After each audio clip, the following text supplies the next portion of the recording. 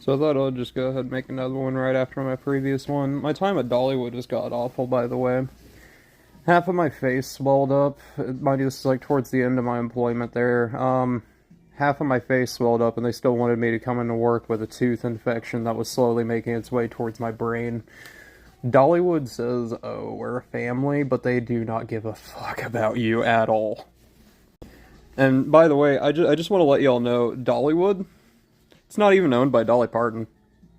No, like, she literally just gets royalties for her name on it. It's owned by a company named Hershen Enterprises, which you may recognize, well, actually, no, you wouldn't, because they're a massive amusement park conglomerate, basically.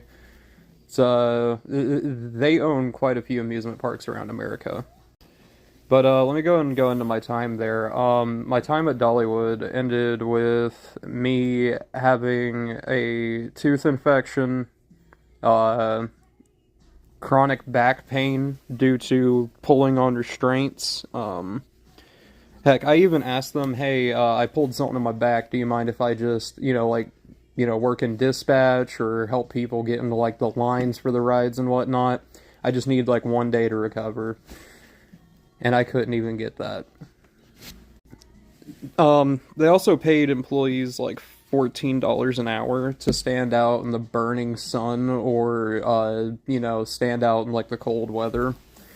And $14 an hour is not enough to pay me to stand out in 110-degree weather during the summer with no fucking water near the loading dock of the coaster.